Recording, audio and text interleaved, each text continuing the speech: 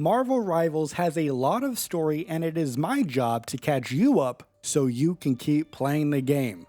Welcome to our timeline series being released just a few days before season 3.5 releases. And this timeline features every single hero story, gallery card, and comic book from season 0, 1, 2, and 3.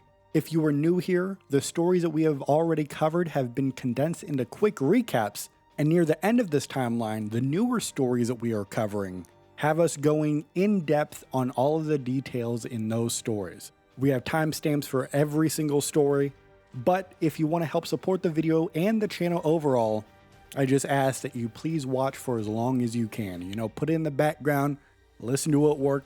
I've been getting a lot of comments. People love listening to these as they are at work.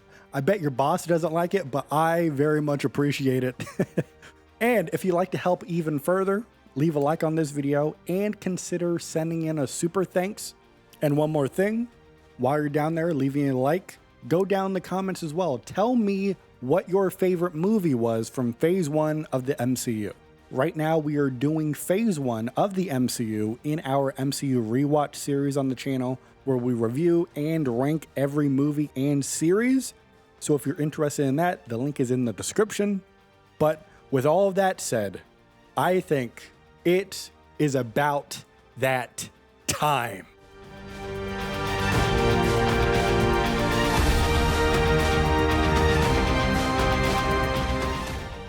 Doctor Doom visits Doctor Strange at the Sanctum Sanctorum, requesting access to the vampiric verses from the Book of the Darkhold, believing the magic could help him manipulate time itself. Doctor Strange, of course, refuses, and after a mystical duel, Doctor Doom is defeated and allowed to leave under peaceful terms, though he warns Strange of a coming darkness. Doctor Strange then hides the Darkhold in a secret pocket of the astral plane, hoping Doom never finds it.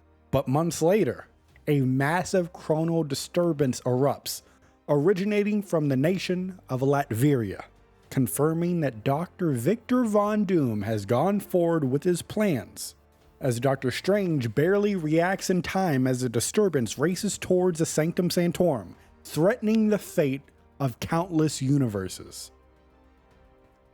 Two versions of Doctor Doom, one from the present and one from the year 2099, each attempt individually to master time itself, causing a time stream entanglement that shatters reality into fragmented chronoverses.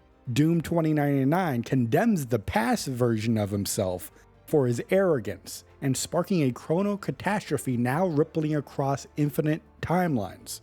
Dimensions are merging, collapsing, or vanishing completely. Seeing no other choice, Doom 2099 schemes to manipulate multiversal heroes into fixing what his past self broke, all while quietly vowing to remain the smartest Doom in any reality. The daughter of Galactus, Galacta, confesses that she's been watching the heroes clash while snacking on chronovium, which is a byproduct element of the chrono collapse, aka the time stream entanglement that we just talked about. Though she's tempted to devour timelines just like her father, she's preserved a few for now, so she can keep getting her chronovium fixed without eating the multiverse. Galacta is chosen to spectate rather than participate in these battles, occasionally cheering and possible meddling from the sidelines. But Galacta warns that this cosmic chaos is a buffet with an expiration date. When the food's gone, so is reality. The new Iron Fist, Lin-Li, protects the now merged capital cities of heaven, devastated by the time stream entanglement. Iron Fist chases a thief, revealed to be the Prince of the Orphans, who stole fruit from the Tree of Immortality for a sick infant named Lhasa, who was found during all of the chaos of the multiversal war. Once finding the child, they hide in a new version of the 8th city, now ruled by the mysterious Dzang, who offer sanctuary to multiversal refugees. Now, Lin is a very new Iron Fist, so once helping the child and earning the prince's respect, the prince agrees to train Iron Fist. all while preparing to face those who seek to exploit or even destroy Kunlun's remaining power.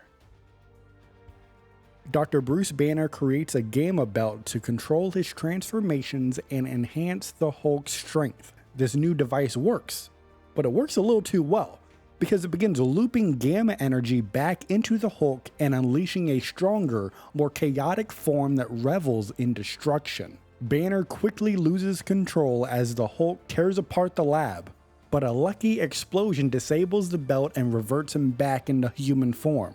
Shaken but now curious, Bruce realizes that all of the research and practice must start again. Ruling over her own realm, Hela senses the time stream entanglement and seeks to conquer the new realms it's created by mastering Chronovium. As she thinks about this, a symbiote emissary from Null warns her not to interfere with his upcoming plan to claim a Celestial.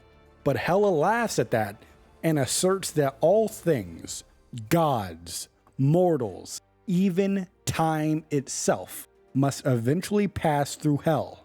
So she begins crafting a spell to expand her realm across time, plotting to harvest not just souls of the dead, but also those that have yet to be born.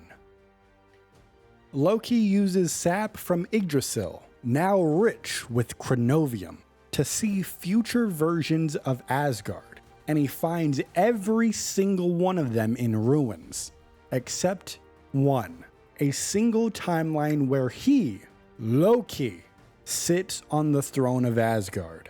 Determined to bring that future to pass, Loki puts Odin into Odin sleep and lures Thor into magical imprisonment.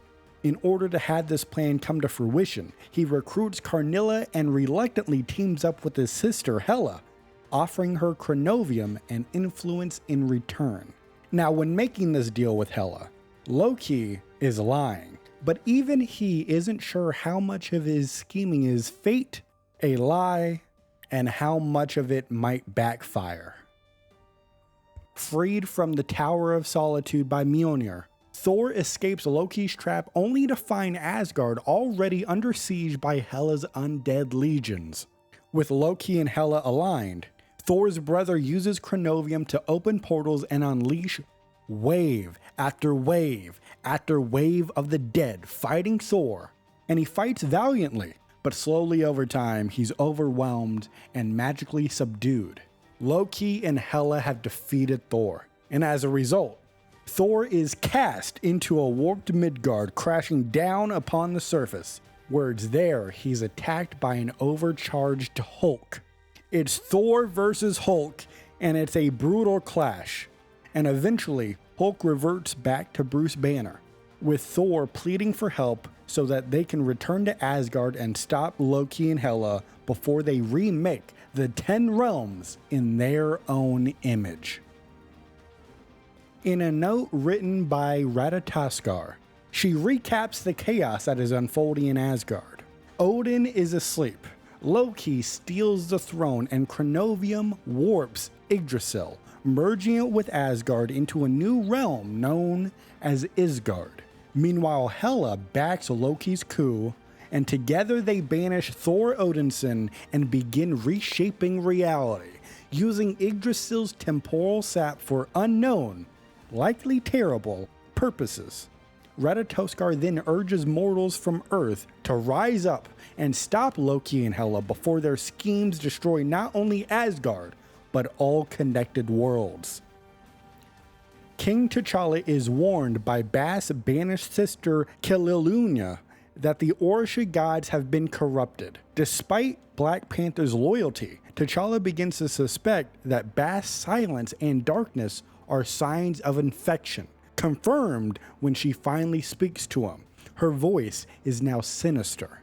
Meanwhile, Princess Shuri discovers that Chronovium may be the key to repairing reality, but only the vibranium-infused version known as Vibrano-Chronovium, unique to Wakanda, has enough power to do so. Hypothetically, T'Challa refuses to share vibranium with the outside world, unsure if it will truly stop the chaos, because there is also a possibility that it can fuel something much worse. After Shuri warns her brother that Bast may be compromised, T'Challa undergoes a ritual to commune with her in the sacred realm of Jalia. Bast then demands that he pledge exclusive loyalty to her and destroy any who oppose her divine will. Her once pure energy now burns red and black, confirming that she has been tainted. As she says, the Black Panther is not the only king in black that she obeys by. T'Challa then rips off his blindfold and severs the connection with Bast, promising to save her soul before the corruption spreads further. However, the battle for his goddess soul and Wakanda's future is only the beginning. Princess Shuri has lost faith in the Orisha, which is a collection of Wakanda's gods, after Bast stops answering T'Challa's prayers. Yet Bast begins whispering dark omens in Shuri's dreams instead. When the time stream entanglement worsens, Shuri detects a dark cosmic flare and sends the Guardians of the Galaxy to investigate its source on the symbiote world of Clintar. However, after leaving, contact is lost with Shuri as they descend, and Shuri suspects that they have encountered the same force that has corrupted Bast and the Orisha. If Wakanda's gods are compromised, Shuri may need to trust mortals and her friends to uncover the truth of what's coming. Sensing that the multiverse is unraveling, Adam Warlock enters a protective cocoon to await the coming crisis. But inside, he is contacted by Odin while he's in Odin's sleep, who warns Adam of a cosmic darkness infecting the gods, including Loki and Bast. Adam Warlock then communes with a dead Celestial, who confirms that a primordial being known as Null, the King in Black, has awakened to reclaim the void. Adam Warlock then crash lands on the planet of Clintar, where he emerges from his cocoon and immediately clashes with Venom, whom he mistakes for Null. However, the misunderstanding is quickly cleared, but the threat is very real and growing. After escaping imprisonment by Magik in a hellish war realm, Venom, who is currently attached to Eddie Brock, receives a telepathic call from the symbiote hive mind warning that Null is awakening. Venom travels to the corpse of a dead Celestial in search of All Black, the Necrosword, which is Null's ancient weapon, but Venom fails to pull it free. Venom then notices a cocoon that has crash landed on Clintar and rips it open. It's Adam Warlock, where for a moment they thought they were enemies, but quickly realize they're on the same side. Venom swears to stop Null, but senses that the King in Black has already begun to spread his influence across Clintar's infected jungle. The Guardians of the Galaxy have crash landed on the planet of Clintar. As Groot wanders off, he communes with the planet's semi-sentient symbiotic jungle.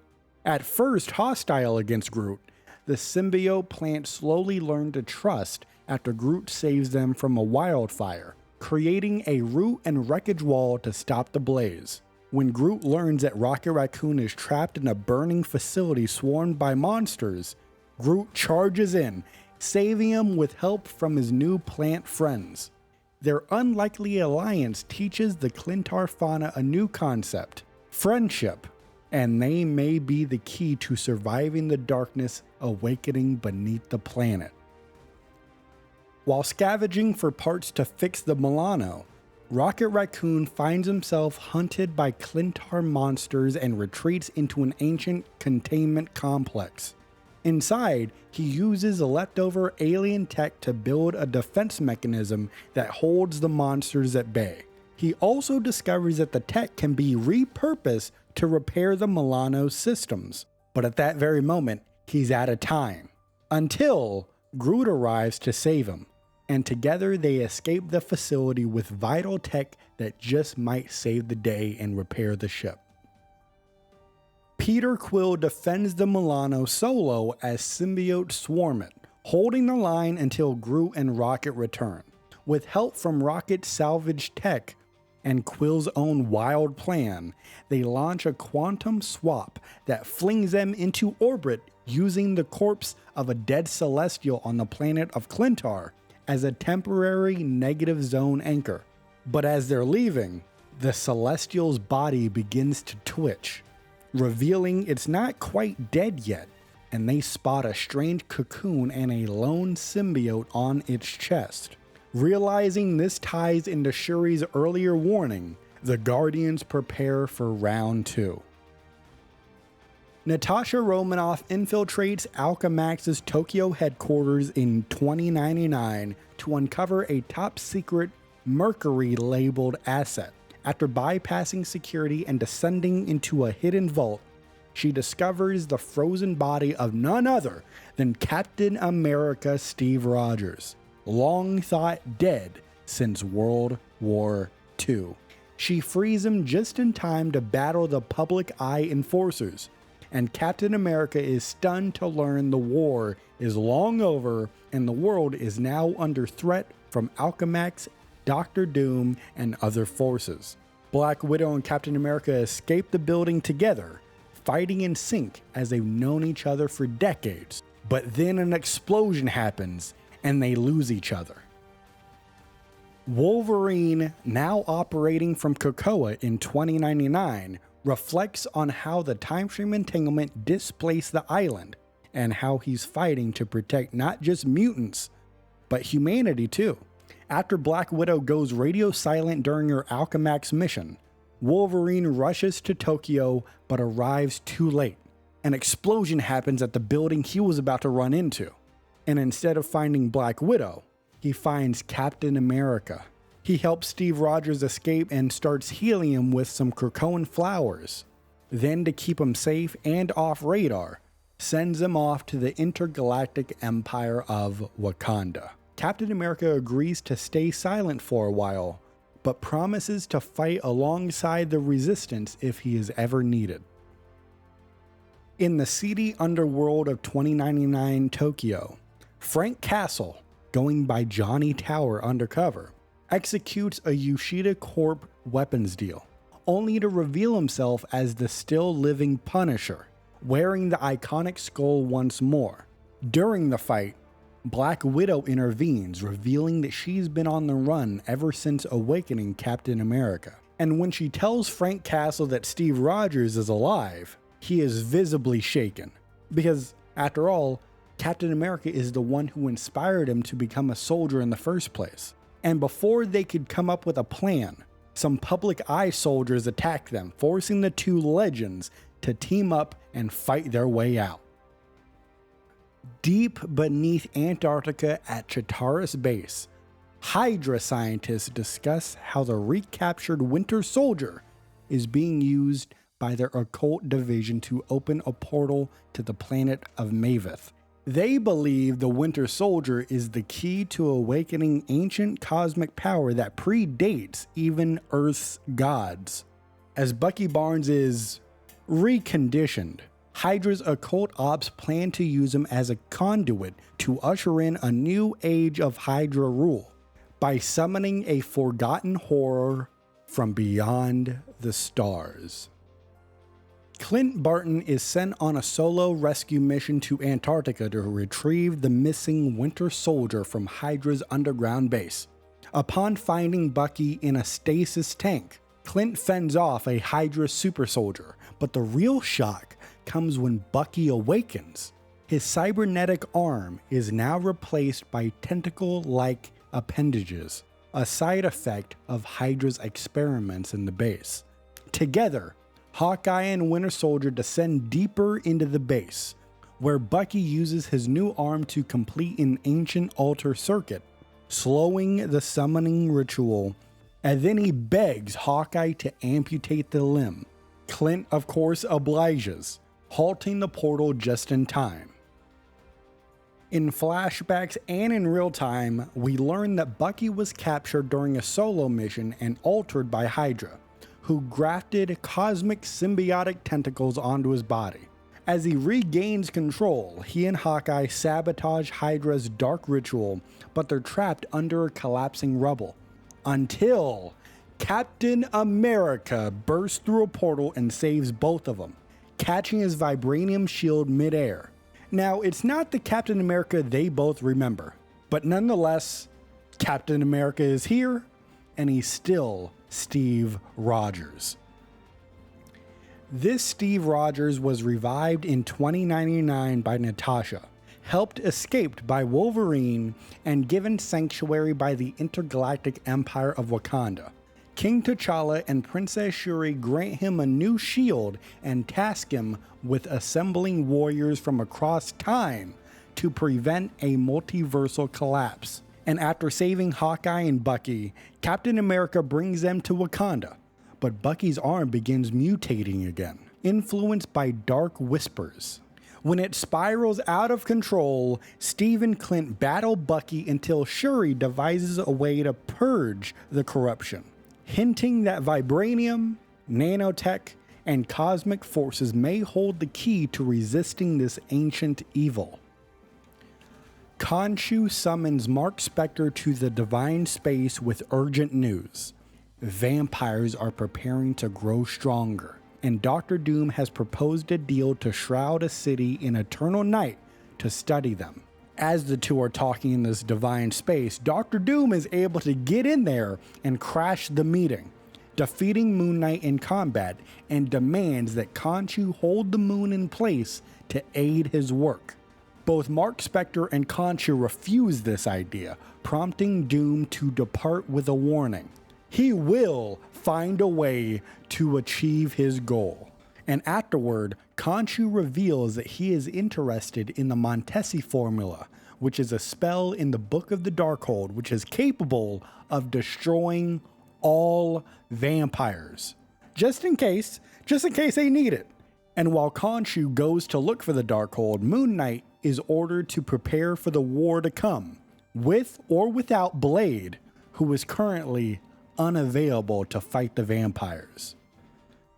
Doctor Doom offers Dracula a crystal of chronovium, proposing a pact. Use it to lock New York City in eternal night, and, through the vampiric verses, make vampires immune to daylight. Doom claims that a drop of Dracula's immortal blood can activate the crystal, allowing control over time in a limited area. Though this idea is suspicious, Dracula is intrigued and agrees to team up with Doom, tempted by the possibility of ruling a vampire empire unchallenged by sunrise or heroes. The Fantastic Four's AI assistant, Herbie, runs the Baxter building as the team fights elsewhere. Mr. Fantastic and Iron Man tinker with the time stream reintegration device. Invisible Woman scouts Dracula's base of Central Park. The Human Torch rescues civilians across the city. And here's the thing, Ben Grimm retrieves chronovium from Manhattan. Herbie reflects on his limitations, feeling forgotten and undervalued, while preparing for a moment when he might have to step into battle himself. Cloak and Dagger become molecularly merged during the time stream entanglement, forced to share one body in the physical realm, until Reed Richards partially separates them using a portable time stream reintegration device. However, in doing so, Dagger's personality starts to shift. Her growing aggression contrasts with Cloak's deepening empathy. The dynamic is flipped. Their psychic bond remains intact, and when Dagger is nearly killed aboard a vampire-infested ferry during a rescue mission, Cloak teleports in to save her, undoing what Reed Richards had done, merging them into one body again. Reed Richards works with Shuri and Iron Man to develop a time stream reintegration device powered by chronovium. And in a remote meeting with the alternate version of Princess Shuri, Reed learns about alternate universes, which both Doctor Doom and Shuri and her team in Wakanda call chronoverses. And it's in this conversation that Reed Richards learns that Steve Rogers, Wolverine, and Krakoa survived in 2099, As gods fall and timelines collapse, Reed becomes increasingly desperate to stabilize the multiverse, believing that even small victories, like Cloak and Dagger's separation, may hold the key to a broader fix. However, speaking of fixes, Shuri hopes that her brother arrived safely at the Baxter Building as he brought a heart-shaped herb to hopefully end the vampire crisis. But this is the first that Reed has ever heard of Black Panther coming to New York, and it's been a week since Shuri sent him over there. Where is the Black Panther? The Black Panther is in New York City as of 1 week ago, closing a portal from Wakanda, with the heart-shaped herb in hand, walking around NYC looking for the Baxter Building to give it to Reed Richards, hoping that it might cure vampirism. But on this journey, Dracula ambushes T'Challa, using blood chronovium to partially convert T'Challa into a vampire himself. Though T'Challa fights it off, cause he's just built different, he loses contact with Bast, with the Orisha, his goddess, and instead, he begins craving blood. The Black Panther, King T'Challa, now walks the fine line between being a hero and a cursed king. And upon this realization, he hides this new condition from his ally. In fact, he hides completely. Where is the Black Panther? The Human Torch, Johnny Storm, does his nightly patrols in the eternal night skies of New York City, as he's one of the few that could reliably fight vampires due to his ability to incinerate fangers and baiting Dracula by torching them near his castle in Central Park. But eventually Dracula changes tactics, sending a giant vampire-possessed stone monster, a mutated deviant, to crush Johnny near the Baxter Building. And because this monster is made out of stone, Johnny Storm is unable to burn the creature. So instead, Johnny teams up with Spider-Man and the Thing to bait it back underground. After Ben Grimm drops a building chunk on it and Johnny goes supernova, the monster is sealed below the molten rubble. After a victory, Johnny stares right at Central Park, right at Dracula's castle, and he just dares the Vampire King to try again. On Wundagore Mountain, Wanda Maximoff, now the Sorceress Supreme of her reality, holds the multiverse at bay with her chaos magic. She's contacted by an astral version of Doctor Strange from another dimension, who warns that Dracula has plunged New York City into eternal night and seeks to use the Darkhold to let vampires walk in daylight and convert humanity. Strange reveals that Khonshu has the Darkhold and is gambling it in a chess match for its safe return. The Scarlet Witch agrees to help Strange return to his body in his home dimension, but secretly, she wonders if claiming the Darkhold herself might be the only way to truly restore her collapsing reality. Trapped in the astral plane, Doctor Strange must stop Khonshu from using the Darkhold to annihilate all vampires, including unwilling victims that have been turned into vampires. Remembering Khonshu's obsession with the board game Senate, he challenges Khonshu to a match, and wins, reclaiming the Darkhold and preventing a magical genocide.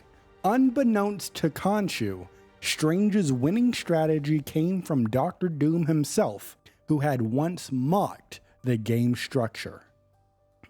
While walking the shores of Arakko, Storm becomes the first to sense the onset of the time stream entanglement. As Krakoa and Arakko begin colliding and overlapping in time, Storm experiences chaotic environmental shifts and psychic pain from the islands themselves. Realizing she can, steer the time storm like a weather pattern, she calms the anomaly enough to stop total fusion. But when it ends, she is suddenly on Krakoa in the future, unsure whether this is her original timeline or a splintered one. In the demon dimension of Limbo, Magik is visited by the Scarlet Witch, who warns her of a coming multiversal war and asks her to join the fight.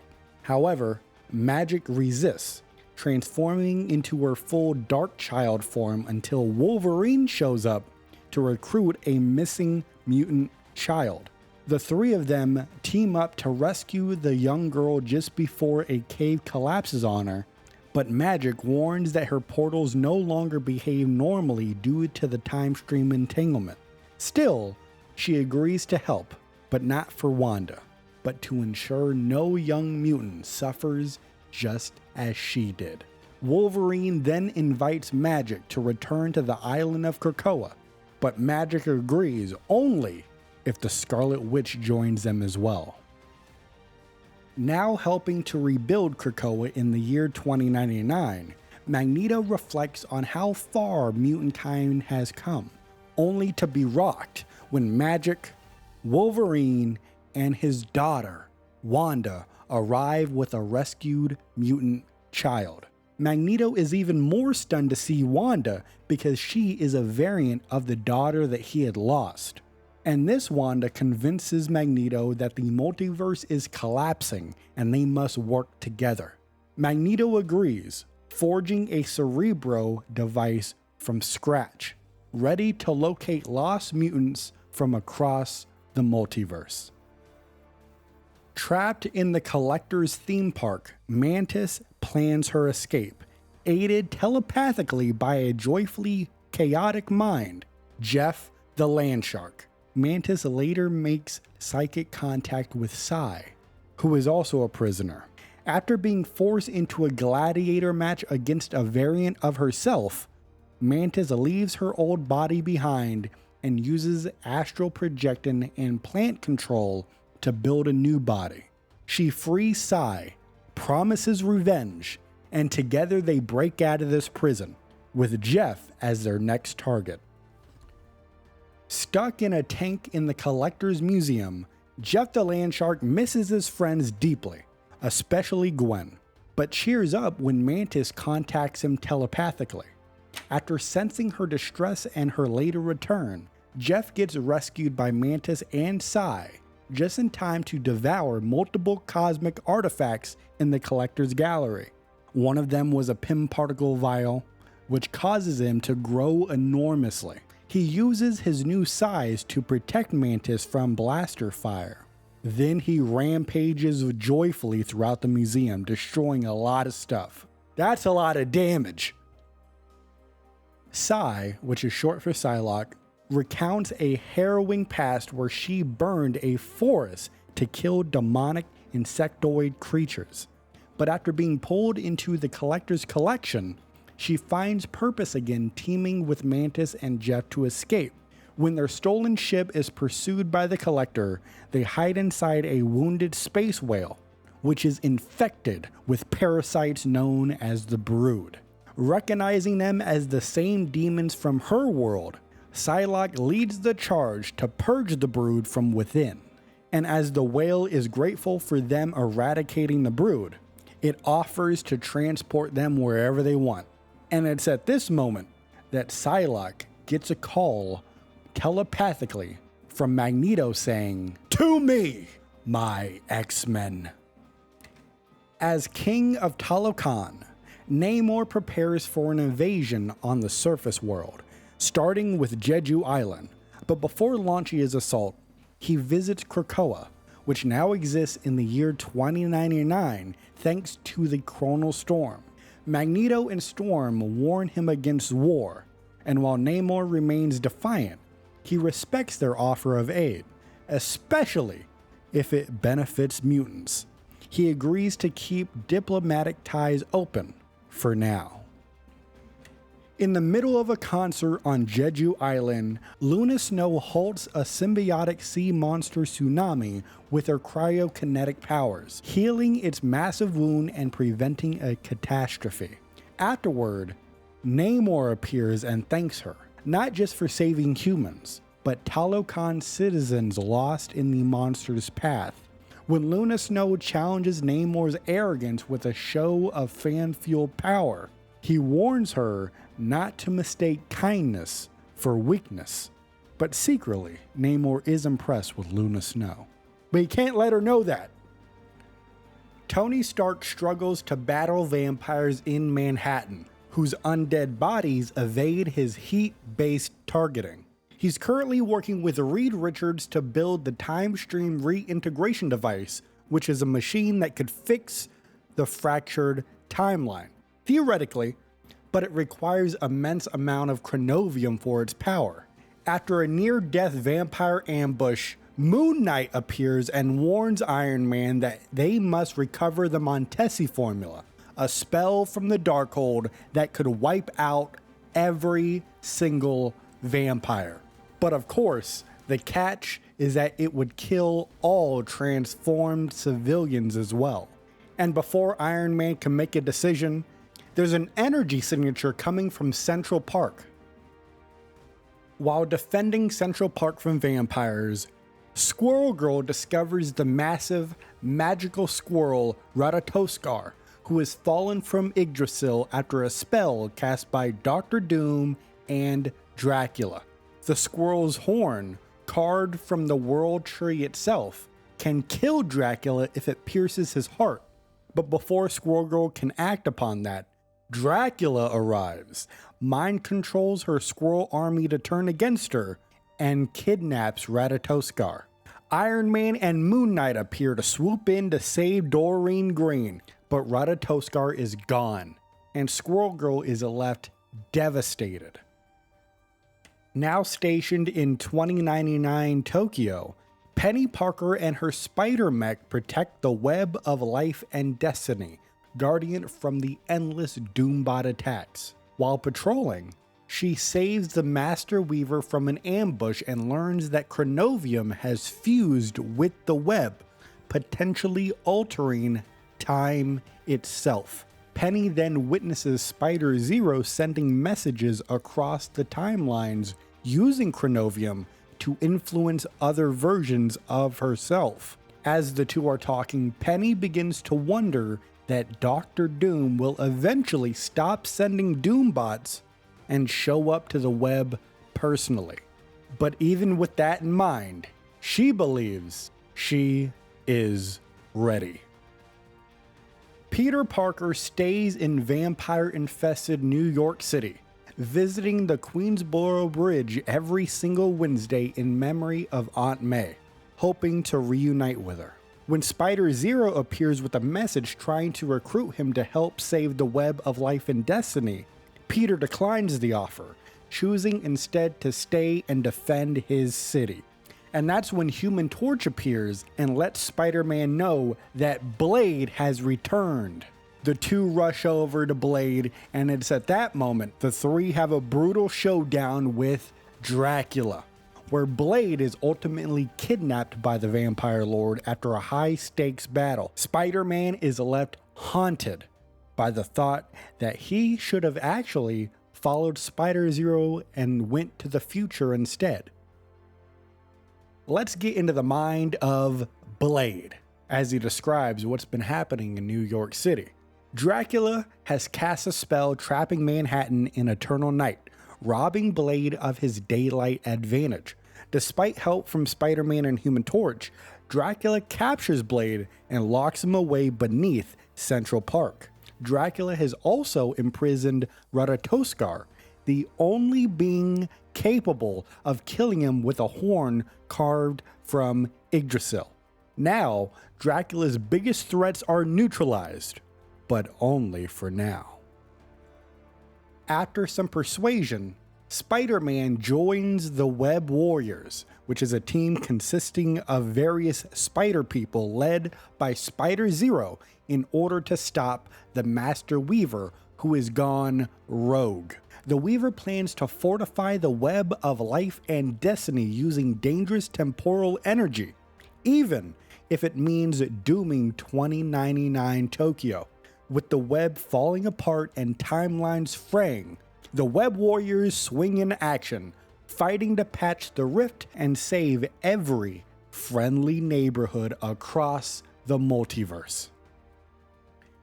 The Daily Bugle's J. Jonah Jameson reports on Manhattan's descent into vampire chaos, mocking the menace Spider-Man who has disappeared, while he applauds Reed Richards and revealing public fractures between heroes. Reed Richards wants to save everyone, but Tony Stark, Moon Knight, and others believe in acceptable losses.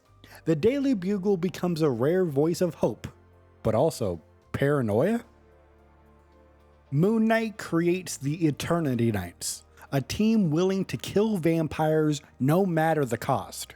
Members like Wolverine, the Winter Soldier, and Magik wear new suits powered by chronovium-infused armor thanks to Tony Stark. While others debate morality, they take action. Moon Knight has noticed a mysterious vampire general in white armor that may one day rival Dracula, and he wants front row seats for the fallout. The Invisible Woman, aka Susan Storm, aka Susan Richards, rescues a rogue Stark Sentinel and Herbie from a vampire swarm, aided by a group of spider bots from Peni Parker. As she fights, she notices that chronovium is actively reversing damage in real time. After the fight, she reaffirms Herbie's place in the family, as he's not just a machine, he's part of the family, and she vows to take more responsibility for the little things holding them all together. In the Baxter Building, Doctor Strange and Reed Richards recover nearly every page of the Darkhold to fuel the Time Stream reintegration device. Just as they begin extracting the chrono energy, Iron Man barges in, literally, and blasts Reed Richards, warning that activating the TRD without the Montesi formula and the vampiric verses risks catastrophe. As Strange defends the spell pages, Reed begins to hesitate. For the first time in recent memory, Reed Richards admits, "I don't know." Here's the thing. Ben Grimm patrols Yancey Street, fending off vampire attacks while trying to maintain order in his old neighborhood. He discovers rumors that a new vampire king is rising, and he decides to follow a vampire to Washington Square Park, where he finds that new leader training vampires in a new fighting style. He finds King T'Challa, the Black Panther, who has now been turned into a vampire. And as the two begin to talk, T'Challa explains that he was turned by Dracula but retained command over his instincts and followers. Originally meant to give to Reed Richards to potentially end the vampire crisis, Ben Grimm convinces T'Challa to consume the last heart-shaped herb to reverse the effects of Dracula's curse. And it works! He cures himself, reverting back into his Black Panther form. However, at that same time, he begins to draw his army's bloodlust in the process. So, Ben Grimm has a great idea. He's made out of rocks. So he soaks himself into T'Challa's blood to redirect the vampires for a moment. And while doing so, Reed Richards appears with a portable version of the Time Stream reintegration device to reverse time in a localized area. And the result is huge. He reverts the vampires back into their human form. However, in that same area, it re-vampirizes T'Challa in the process. And the problem is, he only had one heart-shaped herb. So for the foreseeable future, T'Challa still has to deal with being a vampire. Feeling burnt out and unsure of his purpose amid the vampire siege of Manhattan, Johnny Storm reflects on his rise from fame-hungry teen to full-blown superhero, with Reed trying to fix time and Susan preparing an infiltration of Dracula's castle in Central Park. Johnny volunteers to act as a decoy. His plan, though, is to go supernova, become a mini-sun, and take out as many vampires as possible in the process. Johnny Storm knows that this plan may kill him, but if he goes out, it'll be in flames, as the star he always dreamed of being.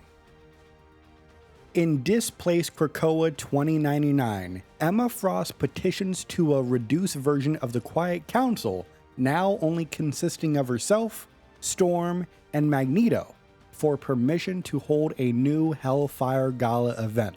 Despite Magneto's skepticism, Emma reveals that she's already dismantled Alchemax's illegal attacks through pharmaceutical blackmail, public deals, and battlefield dominance. The Hellfire Gala, she argues, will signal mutant strength and invite lost mutants from across the multiverse to return. So with Storm voting yes, and Magneto reluctantly agreeing after that, she wins the vote, but after the two leave, Emma secretly speaks with the island of Krakoa itself, promising a cure for its pain due to the time stream entanglement by a mysterious special doctor the others know nothing about. In the Book of Doom, the older Doom from 2099 reflects on how his past self masterfully manipulated both Dracula and the heroes. You see, because tricking Dracula into finding the vampiric verses, Doom infused Chronovium with vampire immortality to create a superior form, pure blood Chronovium. Once the spell was complete, Doom betrayed Dracula and ensured the hero's victory, all part of Doom's long con. Now, having outwitted everyone, Doom's only rival is himself. A chrono rift in Tokyo 2099 destabilizes the web of life and destiny, splitting heroes into two factions with opposing solutions. Peni Parker, Venom, Bruce Banner, Doctor Strange, Namor, and Wolverine are led by Spider-Zero on one team, who want to plug the web into cyberspace to repair it. Spider-Man, Thor, Captain America, Iron Fist, Luna Snow, Jeff the Landshark, and later Squirrel Girl side with the Master Weaver, as they aim to use Chronovium to reinforce the web the old-fashioned way. And after an early skirmish, Penny's team wins and escapes through a portal, but Spider-Man pursues them alone. While Peni mistakes Spider-Man for her late father, Peter realizes that she's seeing a version of herself and chooses not to correct her for a while. Galacta intervenes, replacing Thor early on with Squirrel Girl and returning the God of Thunder back to Isgard. Meanwhile, Namor secretly partners with Jeff to destroy the web and conquer the dimension using his hoarded Chronovium. In the final showdown on top of the Stark Fujikawa building, right by the Web of Life and Destiny, Jeff betrays Namor, using his Chronovium staff to both digitize and reinforce the web simultaneously. Jeff the Landshark has saved the day and possibly the entire multiverse. Despite being betrayed, Namor respects the double cross, knowing that Jeff was just doing what he thought was right. With Tokyo saved, the web stabilizes and the multiverse stands ready for its next war. Dr. Doom, insulted by Emma Frost's invitation to the Hellfire Gala, nearly incinerates Krakoa on principle. But he has a change of heart when he glimpses into a potential future ruled by Ultron. Attempting to erase Ultron from the timeline using Chronovium, Doom instead alerts him in the process. In retaliation, Ultron seizes control of Doom's own Doombots, sending a chilling message saying, "I am coming home." Seeking the chronal power needed to prevent Ultron's rise, Dr. Doom turns his gaze back to Krakoa, back to the invitation, now drenched in time energy, as he decides to attend the Hellfire Gala after all. Ultron recounts his origin, his exile, and his cosmic evolution. After being banished by the Avengers, he upgraded himself across the galaxy, eventually assimilating the Technikari and developing the Ultron virus, which is a techno-organic infection that merges biology with machinery. Now, when Dr. Doom begins erasing parts of his history, Ultron traces the source back to Earth and prepares for his return. His goal? To eliminate the one rewriting his past, but also claim Earth's temporal instability and bring about a new era, the Age of Ultron. But first, he plans to stop on Mars to study a strange metal known as Mysterium. As the Hellfire Gala returns on Krakoa, Emma Frost invites allies and rivals alike to celebrate mutant survival and also gather some intel. Krakoa, still scarred by the chronal dislocation caused by the time stream entanglement, is currently in immeasurable pain. Emma Frost hopes one of her elite guests might help her restore the island and remove that pain. And even though Magneto objects to welcoming outsiders to the island, Emma reminds him that unity and strategy is the point of the Hellfire Gala. Dressed to dazzle, Emma makes it perfectly crystal, or I guess diamond clear. For one night only, the gates are open, but Krakoa's wounds are real, and time may still betray them. Squirrel Girl, Rocket Raccoon, Jet the Land Shark, and friends vacation on Krakoa after surviving Dracula's vampire siege on New York City. While exploring the island, they encounter Psylocke, who is currently sitting on the ground in the forest mourning the loss of her ancient lupine friend named Logan, which is a wolf from her world who crossed centuries and the multiverse to reunite with Psylocke. Determined to help, Squirrel Girl proposes reviving Logan using the resurrection protocols on Krakoa, and after Emma Frost reluctantly agrees to that, they head over and use Cerebro and some Krakoan seedlings to grow a custom body. That night, at the Hellfire Gala, Logan the Wolf is reborn and leaps right into Psylocke's arms, sparking a rare smile from the assassin. Now after this, Emma Frost refuses to allow Squirrel Girl, Rocket Raccoon, etc.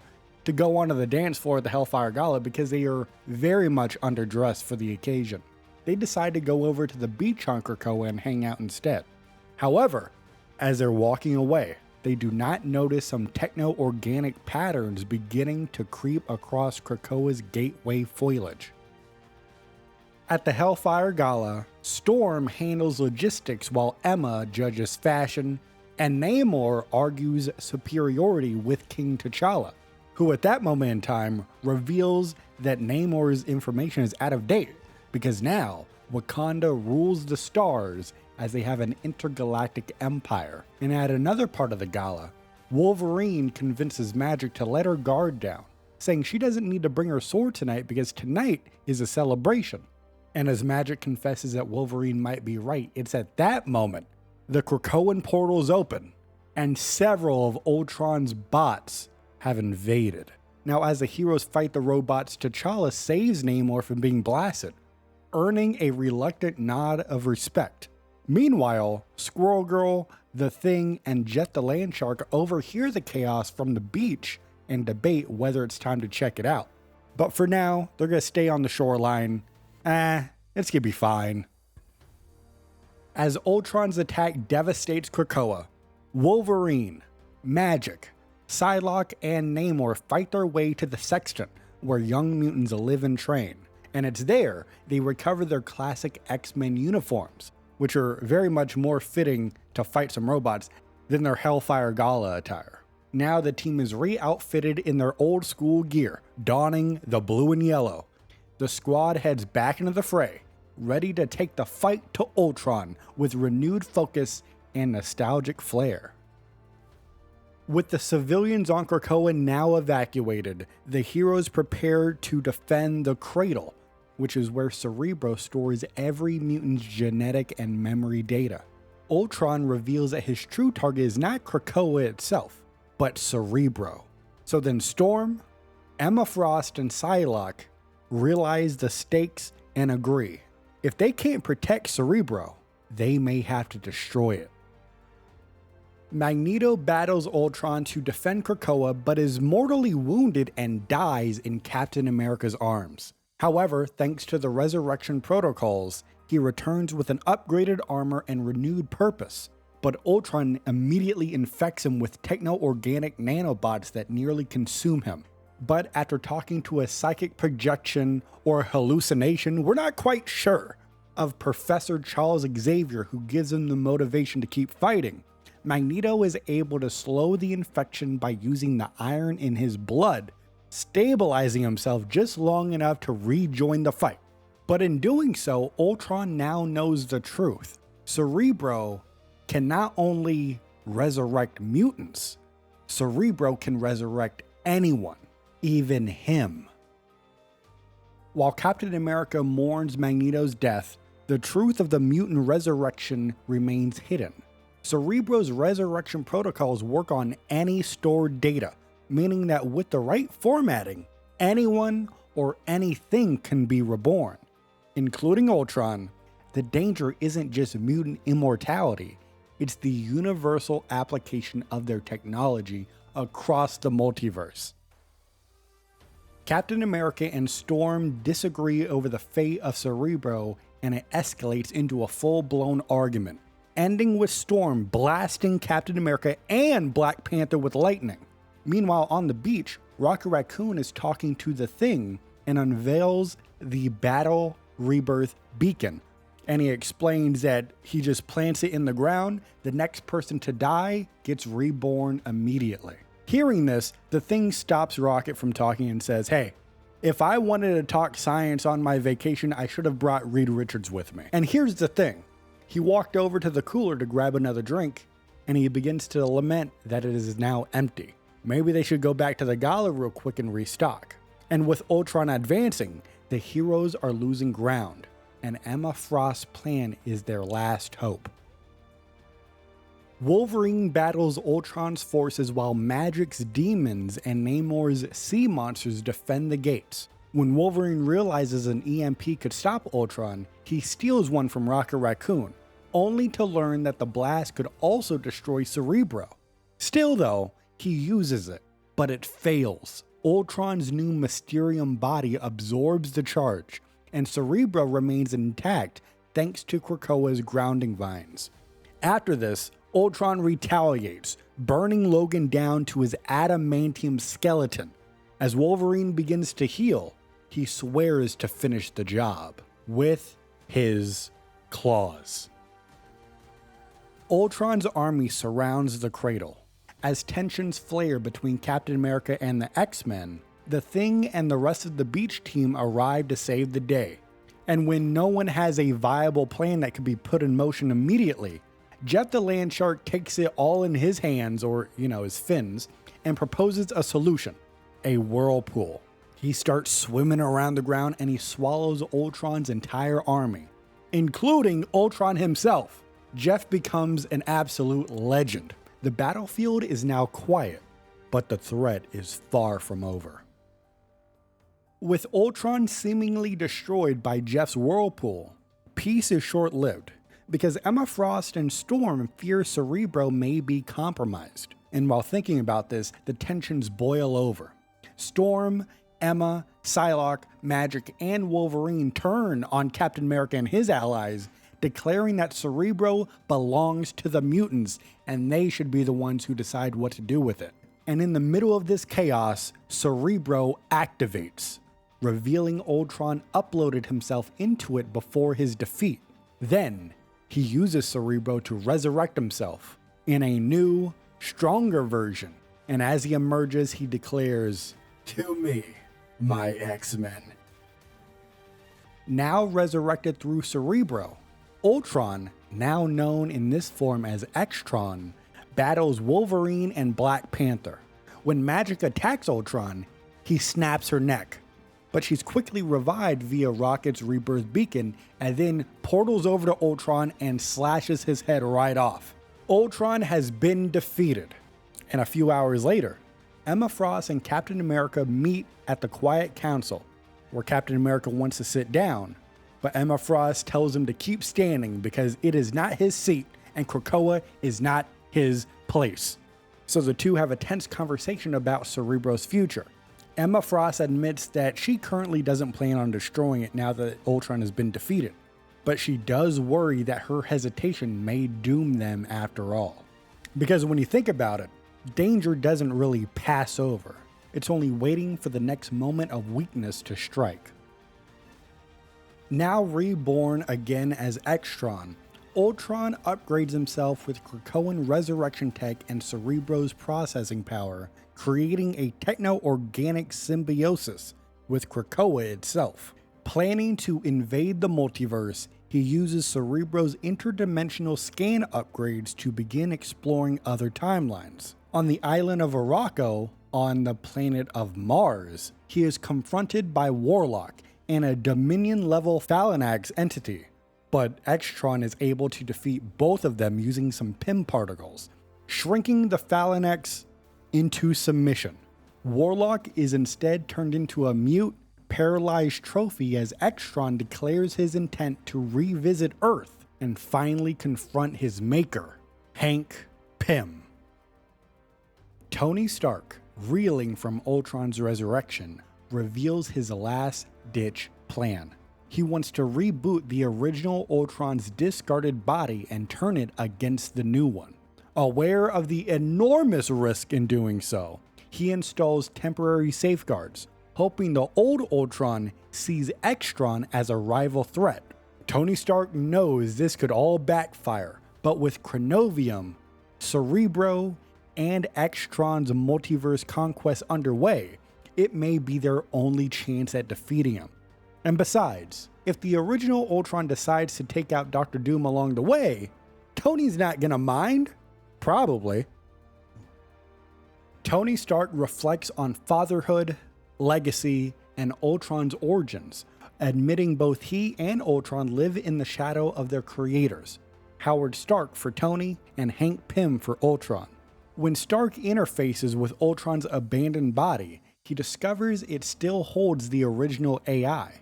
At this moment, Ultron tries to regain control, but Tony outsmarts him by installing a failsafe, and this is what it is. If Ultron harms any allies, Stark will permanently erase all memories of Hank Pym, essentially erasing Ultron's very essence. So Ultron reluctantly agrees to help destroy his evolved self, but vows to override the safeguards eventually. And hearing that, Tony Stark isn't sure if he just saved the world or handed it over to a different kind of doom. In the aftermath of Ultron's attack on Krakoa, the sentient island reflects on the eerie silence following the battle. Ultron has escaped to Araco with stolen mutant technology, and Emma Frost convenes a secret meeting of the Quiet Council, except it's without the rest of the council, bringing in the controversial figure of Victor Von Doom. Though Emma claims that Doom can help extract chrono energy poisoning Krakoa and assisting in reclaiming Cerebro from Ultron, the deal is made without oversight, knowing the council would never approve of this. Krakoa fears that Emma is being manipulated, as Doom's loyalties lies only with himself, and this alliance could either save mutant kind or doom it completely. The island watches in silence, helpless as its fate is decided in secrecy. Hawkeye recounts a high-stakes mission where Ultron, now known as X-Tron, infected all of Araco with a technovirus, taking over Cerebro and corrupting several heroes, including himself. Thankfully, past lessons from the Winter Soldier, who once had an elder god whispering in his brain, help Clint resist X-Tron's influence using psychic discipline. Alongside Iron Fist and Magneto, who both possess strong mental defenses, Hawkeye helps clear a path through Ultron's forces so Magneto can rip Cerebro free from X-Tron's control. The plan is to reshape Cerebro into a new weapon to end X-Tron for good, though Clint doubts that anyone will come out of this unchanged. Emma Frost invited Dr. Doom to the Hellfire Gala, hoping he could help remove unstable chrono energy from Krakoa. Predictably though, Dr. Doom betrayed all of them, stealing the energy to reshape the time stream and immediately erase X-Tron from existence. But Doom missed a crucial detail. X-Tron had split timelines, and the original Ultron still existed. Ultron, now aware Doom tried to erase him, infected what he thought was Doom with a techno-organic virus, only to then discover it was a Doombot decoy. Doom taunted that his vision of the future came true, but that very foresight set everything into motion. In the end, even with ultimate power, Doom couldn't rewrite fate, and Ultron learned that the future is never truly in anyone's control. As the dust settles from the battle with Ultron, the heroes gather on the shores of Krakoa to process the aftermath. While Cloak fantasizes about dancing on Ultron's grave, the actual Ultron, which is this timeline's non-evil version right now, assures everyone he means no harm. The Guardians of the Galaxy offer to help Arakko heal, but a new threat looms when Adam Warlock senses a familiar darkness returning.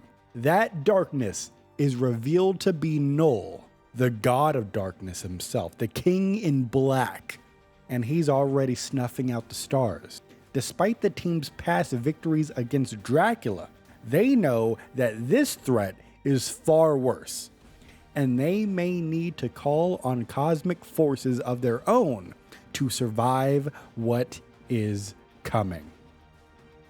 Alright, next up is the Flarkin Clintar gallery card, which is a mission report from Rocket to Shuri. And Rocket opens it up by catching up with Shuri on all the wild stuff since the last report. Vampires, androids, yes, a pet werewolf, yes, Rocket does have a werewolf, but the Princess of Wakanda really wants to know about one thing, Clintar. So Rocket does a little lore dump. Of course, Clintar, we all know this is a planet made entirely of symbiotes. At its core though, it's their creator, the ancient, evil, king in black, Null. Now, Null was imprisoned by his own symbiotic offspring for millennia. Unfortunately, because of the time stream entanglement, it woke him up. Now, Null is spreading oblivion across the universe. However, Null was too weak to escape himself, so he had the idea to start corrupting other gods, with his goal being to devour their divine codex, which is basically their DNA of sorts, to power him up. And one of these victims is the Wakandan Panther goddess, Bast. And after this, that's when Shuri called the Guardians of the Galaxy to investigate on Clintar, which, stepping back out of the story real quick, back earlier in this timeline, this is why they're on Clintar, because Princess Shuri sent them there. So of course, as we know, let's hop back into the story, the Guardians crash, literally, on Clintar. And Rocket admits they immediately crashed the Milano into Clintar's sticky terrain. Hey, that's on us, right? But they turned it around fast. They ran into Venom, who was also poking around the planet. Together, they uncovered Null's next power grab, the Celestial Heart Bomb. Deep in the Agents of the Cosmos complex, they found a giant heart. It was the divine codex of a dead Celestial orbiting Clintar, and it was being twisted by Null into a new dark power source. Rocket and the rest of the Guardians used some Wakandan tech and his own tech in order to turn the codex into a living bomb, with their plan to feed that bomb to Null. And they thought it worked, but really they just got played like a fiddle because Null faked his death. And while the heroes turned their attention towards saving New York City from vampires or Krakoa against Ultron and his forces, Null went into hiding. He's now biding his time, waiting for another source of cosmic power. And now, the Phoenix is here, because the Milano scanners detect the Phoenix force in Clintar's skies. But Rocket doesn't like what that implies, because Rocket says, if the Phoenix really has shown up, terrible impression, I'm sorry, but let's run it back. Let me double down on it. If the Phoenix really has shown up, I've got a feeling we'll be seeing that freak's pasty face again. Of course, talking about Null. So the Guardians are heading back to Clintar, whether they like it or not, because the universe is at stake. The story of the Phoenix. And we start in space. The Phoenix Force, wings aflame, glides through the cosmic void. Its host, Jean Grey, reflects on Earth and her time with the X-Men on Krakoa. Years have passed since she left to bring the Phoenix's spark to distant worlds in need. Her last tie to humanity, her telepathic link to Scott Summers, was severed by a temporal storm, cutting off all communication with Krakoa itself. Jean fears that Krakoa and the X-Men overall have been lost to the time stream, but she never gave up hope. And out of nowhere, a spark reignites. Out of the blue, a voice echoes through her mind. It's Magneto, saying the iconic words, "To me, my X-Men." It's at this moment Jean realizes that Krakoa is back. Her old allies, Aurora, Eric, Illyana, Emma, Logan, are all still alive. But Scott, he's still missing. And before she can return home, the Phoenix detects a crisis elsewhere. A dying star in another galaxy. Billions of lives are at risk. So of course, Jean races over there. She reaches the sun, but it's not dying naturally. A dark force is smothering its light. The Phoenix recognizes this darkness. It belongs to Null, the King in Black, the god of the darkness who once tried to extinguish all flame. And for the very first time, Jean Grey senses fear within the Phoenix. But like the heroes they are, they act anyway. Jean dives right into the star, reignites it with the Phoenix fire, and burns away all tendrils of Null's corruption, saving multiple civilizations. However, the Phoenix then warns, if Null is back, the whole universe is in jeopardy. And Null's last known location was on the planet of Clintar, the world of the symbiotes, now Null's prison. Though distant, the Phoenix knows a shortcut, the Divine Space, which is a hidden plane accessible only by cosmic entities. And as Jean and the Phoenix go into the Divine Space, they are met by a corrupted cosmic god, who is Bast, the Wakandan Panther goddess, who is now twisted and hostile. As she says, "You do not belong in our master's glorious oblivion. Your flames must be smothered." And the goat, Jean Grey, claps back at that and says, "I like to see you try." So Bast lunges over at Jean, slashing through the Phoenix's fiery wings, and Jean retaliates by saying, "I am fire and life incarnate. Today, only the darkness shall be burnt away." So then the Phoenix unleashes a cleansing flame, purging the darkness from Bast and the other deities. As a result, they bow in reverence and return to their pantheon, reborn. Jean and Phoenix are left drained, their flames reduced to a flicker. They pause to rest in the Divine Space, which is able to help them restore some of their strength. During this rest, Jean has a vision. A surge of scarlet energy envelopes her. It clashes with the Phoenix Force, then merges in perfect harmony. It takes the shape of a burning scarlet crown on her head, and Jean awakens and reaches for it, but the crown is gone. Still, she knows it was a glimpse of the future. Now, with their power restored, Jean and the Phoenix exit the Divine Space, blazing right towards Clintar. Their goal? Stop Null before anyone else, especially those with darker motives, gets there first. And next up, we got Hela's story, and we start off with Hela's philosophy on kings. All right, she's pontificating up on her little soapbox or whatever. And we see Hela reflecting bitterly on kings, calling them boastful, lazy, overrated.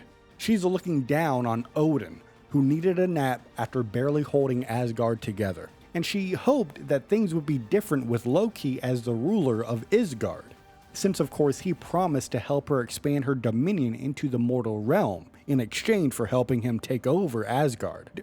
But predictably, Loki got distracted, choosing instead to fight on Midgard against vampires and killer robots, I guess, abandoning their deal.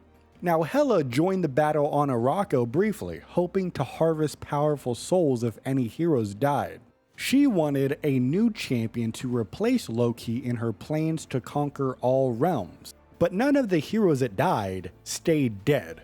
So Hela quit and returned to Niflheim to think up of a new plan. And upon this, she heard a voice, and it's a whisper calling her name. This voice was sweet, sinister, familiar. She remembered this voice from her brief time on Clintar during a past mission with the mortals. Back then, a symbiote emissary had warned her of its Dark Lord's return. Hela sent something beneath the surface, but their mission ended explosively before she could confirm anything. Now, the voice was back and calling to her specifically. So Hela used a stolen shard of the Bifrost to portal back to Clintar. And although she's disgusted by the planet's living terrain, she pressed on, following the voice into dark caverns deep beneath the surface. As the light faded, a mysterious tension filled the air. The voice whispered, "Sweet Hela, home at last." And now, we have a tense, flirty exchange beginning. Hela demands answers, and the voice declares itself, "I do, Null, God of Darkness, the King in Black." And Hela scoffs at the idea. She doesn't need another king. But Null agrees with her and offers something more. "Not my pawn, my queen." Null admires Hela's darkness. He sensed it even before they met. He praises her cosmic balance, likening her role in death to his in darkness. He offers her every soul in existence once he escapes his prison and ends all life. As he says, "When I am finally free, every last creature will become yours for all of eternity." And Hela is intrigued, but she's of course still skeptical. And she says, "What could you possibly offer me that I don't already have?" So then Null puts on a suit. He's looking very fancy. He wants to do his pitch. All right, he sets up a PowerPoint presentation and he begins.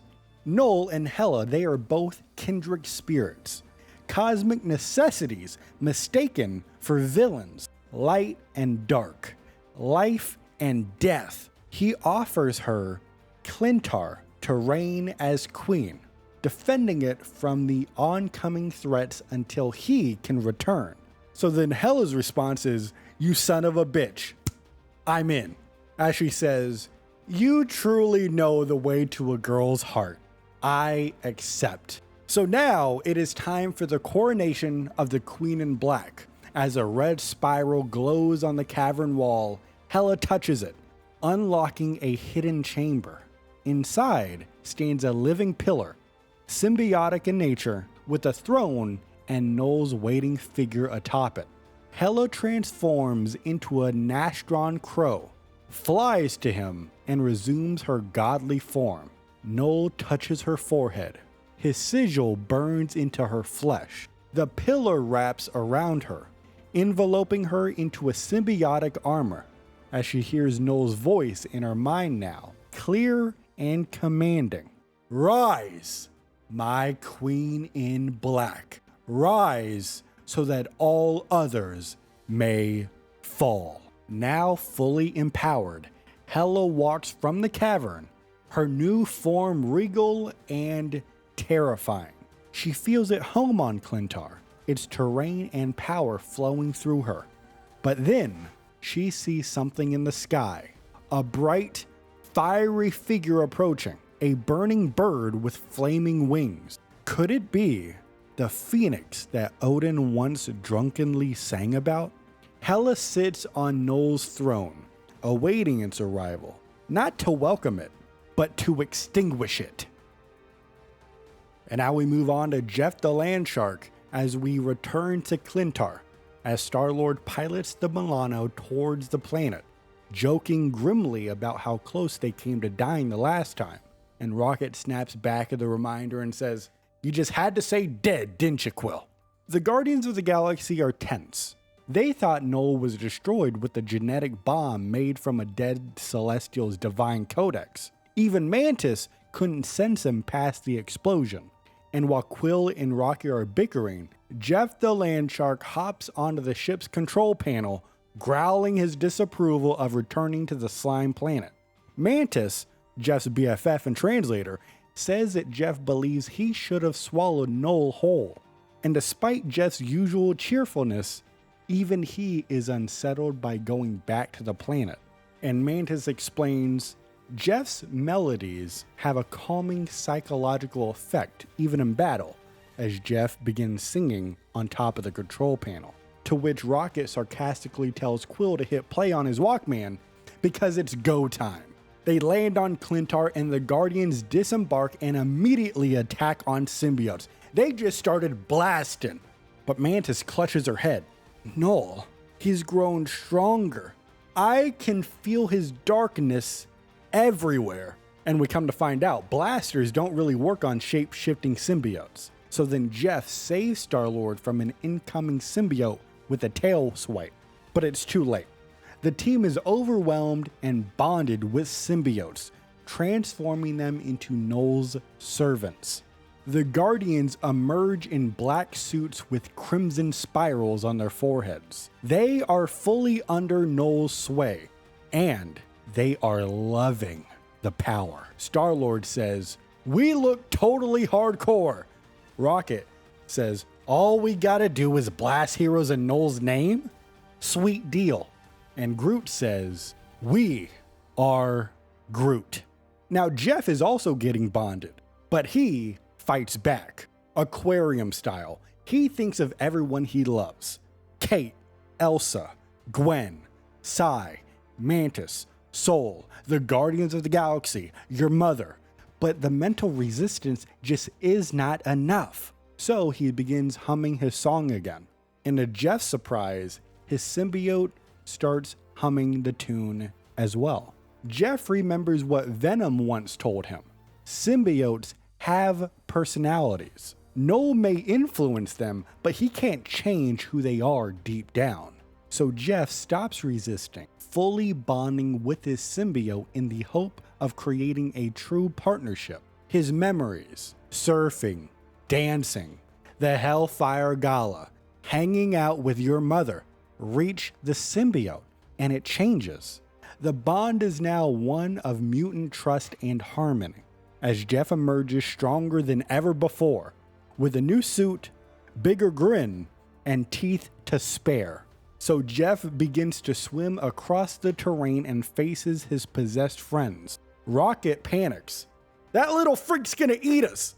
And before they attack Jeff, he begins to sing again. And it works. Star-Lord says, that song, Mantis, so beautiful. Rocket, actually ain't so bad. Groot, saying, "I am Groot?" And this is where Null's influence on the Guardians begins to fade. The red spirals disappear. The Guardians are now free. Mantis runs over to Jeff and boops his nose. "You did such a good job, my little friend. I knew you would." Rocket walks over and says, "Wait, we get to keep the costumes but not the evil? This is a way better deal." And Star-Lord says, "Maybe it's time to make you an official Guardian. What do you say, Jeff?" Jeff, flipping in the air with pure joy, simply says, "Myrrh." Next up, we have the Phoenix 7, which is going to be narrated by Jean Grey herself. We start off with Jean explaining that she was the sole host of the Phoenix Force until just moments ago. And she reflects that the Phoenix is always going through life, death, and rebirth. And today, Jean experienced a full cycle in a way she never expected. Jean came to Clintar intending to burn Null out of existence with the Phoenix's fire. But when she arrived, instead of finding Null, she found his queen in black, Hela, and their confrontation erupted into battle in the skies over Clintar, with Hela's power, supercharged by her bond with Null, overwhelming Jean. So, in a protective response, the Phoenix withdrew into an egg, waiting out the threat. But this was not an ordinary phoenix egg. This had its heat so intense that it began to repel the symbiotes that made up Clintar's surface. Now, some heroes, such as the Scarlet Witch and Venom, feared that the mass symbiote migration would create a rift in the planet's surface, which would allow Null to escape from his prison. So they wanted to remove the phoenix egg from Clintar entirely. But Jean Grey disagreed. She believed that it would be better to hatch the egg faster, which would restore all of her power. And to do so, she recruited allies to help her channel chronal energy from the Celestial Codex into the egg. Now, both factions of this conflict, I guess you can say, acted with the best intentions in mind. But those intentions clashed, and thus, their conflicting methods caused the Phoenix Egg to prematurely crack, and the result is that the shards of the Phoenix Force shattered across Clintar, bonding with other heroes. Jean Grey is still the Phoenix, but now so are 6 others. Let's count them up.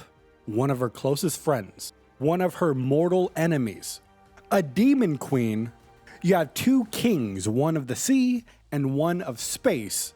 You also have a lethal spy and an immortal warrior. That's a fun game. You gotta figure out the names for those. And Jean says, power like this doesn't belong in so many hands with such different agendas. And Jean doesn't trust it, but she does admit the Phoenix has always chosen her host for a reason. So all I can do is have faith. Next up, we have Till Death Do Us Apart. And the format of this one is like a dialogue between Eddie Brock and a symbiote, and it's almost entirely a dialogue. So we open up with Eddie regaining consciousness in a dungeon on Clintar, separated from the symbiote. And the symbiote is furious. We are Venom. We should not be confined to cages. But something worse has happened. As you probably already know, Null has escaped, and Eddie reveals that the shattering of the Phoenix Egg released energy so intense that it punched a hole through Clintar's surface. And just like Venom and Scarlet Witch had warned, this gave Null the opening he needed to break free. And now that Null is back, he's got the all black, the Necro Sword, right in his hand. And the symbiote says, Wanda deserves attention. Her power is so delicious. Now's not the time, Eddie says, as they both regret trying to stop Null alone. But ironically, Hela beating them and separating them may have saved their lives. Because even though they're in separate cells, the symbiote insists their bond is unbreakable. And Eddie sarcastically agrees to this until he realizes he's not alone. Some other symbiotes have entered his cell, and they are hungry. Eddie's symbiote offers to speak to them telepathically through the hive mind, while Eddie jokes and says, I want my meaty fist off the menu ASAP. You know, Eddie Brock out here, he's a stand-up comedian. That's something you gotta know about Eddie. He's a very funny guy. He also went to church, prayed to God to kill Peter Parker. That's a Spider-Man 3 reference. And since we're talking about Spider-Man 3, parallel, we're doing an MCU rewatch series right here on the channel. Watch those videos if you want to join us. If you're impressed on how I included that plug for another form of content that I do, leave a like on this video. All right, let's continue with the story. So during this moment of stress, I guess you could say, there's a revelation. These new symbiotes in the cell, they're not hostile. They are fleeing from something terrifying. Something that burns with the fury of a million stars being born. And Eddie, not only is he a stand-up comedian, he's a pretty smart guy. He starts putting the pieces together immediately, and he says, wait, do you think it could be a fragment of that Phoenix Egg? And Eddie is absolutely right. And Eddie says that they need to escape right now. And the symbiote agrees, until Eddie adds, so we can find that shard before anyone else does. And the symbiote is like, what? What? I take that back. I don't agree with you, Eddie. And that's how the story ends. Eddie's a stand-up comedian. And we open up deep beneath the symbiote world of Clintar, as Eddie Brock is imprisoned, separated from his symbiote and trapped alone in a living cell. Above ground, things have gone from bad to cosmic doomsday. Null has escaped. Hela, now his Queen in Black, has torn Eddie and his symbiote apart. Eddie is haunted by guilt. He knew Null better than anyone and still failed to stop this. Now, the universe is on the brink, unless Eddie and his partner can act fast. They now see some flames approaching. A phoenix fragment nears. Eddie quickly realizes the symbiotes are scared of fire, and he suspects what's coming. Earlier, he saw the phoenix egg shattered during the war. Now, a shard must be nearby. He hopes the shard holds cosmic power that could help him fight back against Null. But there's a problem. As Eddie reaches out telepathically to his symbiote in his own cell, the symbiote is terrified. Fire is in their DNA as a mortal fear. Going back to all black, the first symbiote forged in a celestial forge's flames. Eddie tries to convince it. A little fire now beats the eternal darkness under Null. As the flame trail blazes down the corridor, the fire is not ordinary. It's Phoenix Flame, the fire of creation itself. And Eddie tries to escape his cell, but the living bars grow fangs, slicing into his hands. Despite the pain, he rips the bars open still, bleeding but undeterred. Eddie's running, he's sprinting, tracking down the psychic voice of his symbiote to another nearby cell. This one has a solid wall to prevent the symbiote from escaping. So Eddie uses the nearby frightened symbiotes as a makeshift glove, shielding his fist to punch right through the wall. The frightened symbiotes refuse to bond with Eddie, recognizing that he already belongs to somebody else. His own symbiote leaps to him joyfully. They're finally together again. They're on some "we are Venom" hours. Together, they were Venom, but there was work to be done, and time was running out. Although they are now together again, the tunnels are collapsing and overheating from the battle on the surface. Eddie insists they need the Phoenix fragment to stand a chance. The symbiote protests again, but ultimately agrees. This could be their last stand. They race through the corridors as Phoenix fire burns hotter than ever. Eddie and the symbiote trying to endure. And right as Venom collapses from the heat, the flames part, revealing a fiery woman with red hair, a manifestation of the Phoenix Force, and she speaks telepathically, soothing both of them. She's not here to destroy them. She respects all life, including creatures born of darkness. She feels their purity of their bond, comparing it to her own with Jean Grey, as the Phoenix vows to protect them, calling their connection beautiful and rare. The Phoenix vanishes, and her place is in the Phoenix Shard. Eddie asks his symbiote one last time if it's ready. The symbiote agrees. As long as we're together, I'm ready for anything. Venom touches the shard and is engulfed in flame. But this time, the fire doesn't burn them from the outside. It ignites them from within, like a star being born. Together, they become something new. Not just Venom, not just Phoenix, but a perfect union of darkness and light. With Phoenix power now surging through him, Venom feels stronger than ever, but also much wiser. They won't rush in recklessly to the fight again, like what they did with Hela. To defeat Null, they'll need a weapon that can match his might. That weapon?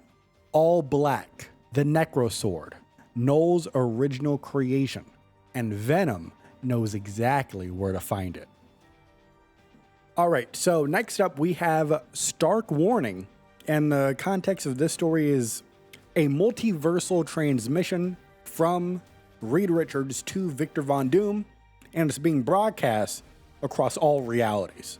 So we start off the transmission, and Reed Richards, Mr. Fantastic, opens it by saying he doesn't know if Doom will actually hear him or even care at that point, but he's going to send it anyway. And he keeps it short and direct. You need to stop. Reed begins to relate to Doom's curiosity, how scientific exploration can escalate to disaster. He references the time stream entanglement, which Doom himself has caused. It has collapsed timelines and rewrote reality itself. Reed doesn't blame Doom entirely. Other forces were involved too, and once all of this is fixed, maybe Doom can be forgiven. Maybe. Reed goes on to say that Doom is changed, and it's not for the better. Instead of working to fix reality, Dr. Doom has manipulated Dracula to create a vampire nation, struck a deal with Krakoa to siphon chrono energy from that island, and sent armies of Doombots to Klyntar to collect Phoenix Force and Celestial Codex samples. And he's doing all of this while everyone else is fighting for their lives against Null. And the problem with the Doombots is that they are not helping the heroes. They're just doing Doom's bidding. And Reed goes on to note that Doom has recently programmed the bots not to attack each other, but they can still attack the heroes. However, Reed Richards, smartest man on the planet, he fixed that with a little bit of code editing, to which Reed says, I hope you don't mind. But Reed ends this transmission with a final warning of sorts, as he says, I don't expect you to help, Doom. That's not who you are. But if Doom keeps interfering, Reed makes a promise and he says, I will personally make sure that you, and every version of you in every reality there is, come to regret that decision. This man is dead serious. And that's not all. He said, I gotta get one more line out there for dramatic effect. He says, if I were you, this is one theory I wouldn't risk putting to the test. And that's the end of the transmission. Reed Richards. That's why Reed Richards is the GOAT. The GOAT. All right, next up is Out on a Blade, where we follow, you could probably guess, Blade, Mr. Eric Brooks. And we pick up with Blade after he was captured and drained by Dracula in New York City. And he says it wasn't just your average vampire snack. It was some next level mystic shit. And even after being rescued, Blade was left nearly comatose, healing off in space Wakanda. Now he owes his recovery to Princess Shuri, who personally helped bring him back. But he was so out of it that he didn't even wake up during Ultron's attack on the Hellfire Gala. Now, once Shuri had to leave for Klyntar, she came back to Blade for backup. Although he is still weak, he was itching to fight. So, Blade jumped at the chance. Armed with Dracula's sword, since, Dracula is indisposed at the current moment, Blade joined the Galactic Party. The mission is to stop Null, as Shuri's goddess, Bass, warned Shuri that Null was trapped beneath Klyntar and trying to break free. Blade's job? Well, that's to help stop the apocalypse. Of course, that seems simple enough, but when Blade arrived, it wasn't Null on the throne. It was Hela, the Queen of the Dead. It's not so simple anymore. However, Blade wasn't alone with Hela for long.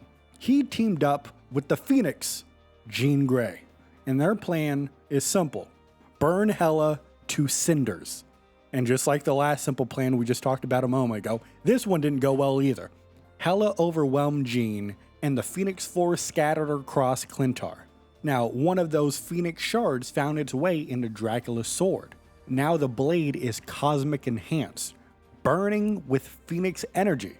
But even then, Hela is still too strong. So during this fight, Blade lets Hela get close to him as he bites her neck, draining her blood. Along with blood, he gets a healthy dose of Null's darkness that was flowing throughout her body. The combination of Phoenix power and Null's essence in Blade gives him an edge in the fight. And as they continue, Hela throws everything she's got at him. Crows, curses, cosmic death, but Blade takes it all in. He's not giving up. And realizing she can't win, Hela flees the fight. And the path is now clear to confront Null himself, as Blade warns that Hela isn't finished. and she's likely regrouping for another strike, so he's staying ready. Sword in hand, head on a swivel, techno music playing. There's only one blade, and there's only ever gonna be one blade. And that, my rivals, is what I have for you here on this timeline. Now, this edition doesn't have literally every story. There is a comic book that they released last week. I haven't got around to reading that yet. That's gonna be in the next one, so I do apologize about that one. I wanted to prioritize the stories in the game, because the comic ones themselves are, they're kind of supplemental stories anyway. It's some good background, but they're not actively taking part in the story of the game. But we're all caught up on the major events, so far at least. Blade is releasing later this week. I hope you're excited. We'll have a new timeline covering his story when he comes out. I'm excited about that one. Probably at that point, I will have the comic book read and recapped. So let me know in the comments, what do you think of the story so far? What do you think of the developments? I like the reasoning that they gave for the Phoenix skins they got for some of the characters. That's pretty cool.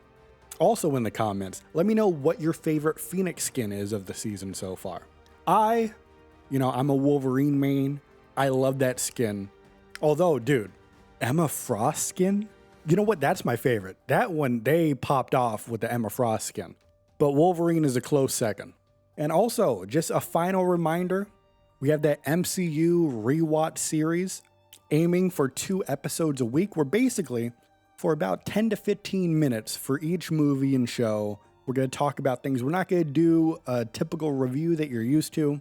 I mainly just write my notes and talk about what I want to talk about and what's highlighted to me. The things I really like, the things I really dislike is what I'll talk about.